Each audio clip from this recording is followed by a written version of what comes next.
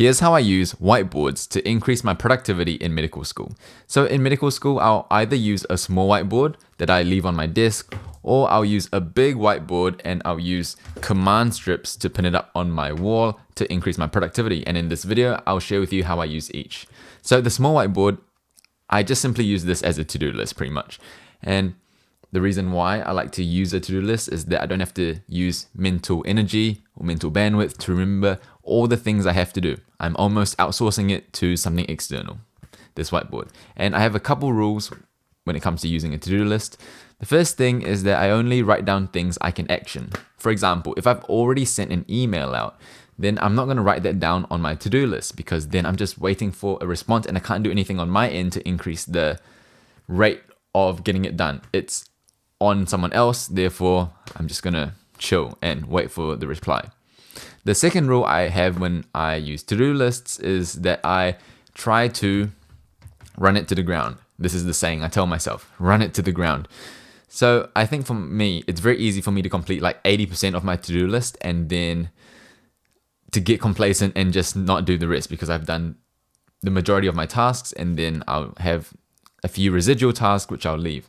However, I don't think this is good for productivity. I think those residual tasks, the tasks that I have left in the background, eat up at my mental energy, my mental bandwidth, and that is gonna lower my overall productivity.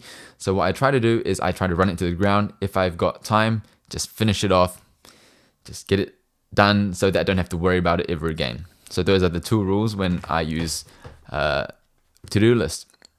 Now, when I use a bigger whiteboard, I usually will have lines that separate the things I use the whiteboard for.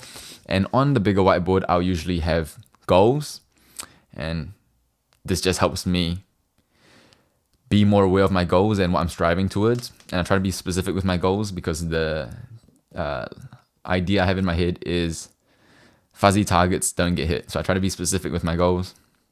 And also on the whiteboard, I'll usually write down all my priorities. So it might be 1, 2, 3. I might prioritize, med school or family first, and then I'll list all the other priorities like gym and content creation, so that if things clash with each other, I know where my priorities lie and I can easily determine, okay, this trumps this, so I'm going to pursue that instead. So overall, I use a whiteboard for to-do lists, goals, and priorities. I like to use a small one just for the to-do list, and I will leave this on my desk. The small one only costs like $6.50 from Kmart, and I'll use a big one when I have the time to pin it up on my wall and I don't have to move so much. In my 5th year of med school, I had to move so much that it wasn't worth it to keep using command strip to pin it up on my wall, so I just used a small one and I just left it on my desk. Thanks for watching. My name's Junius. For more videos on productivity, check out this playlist here, and I'll see you in the next one.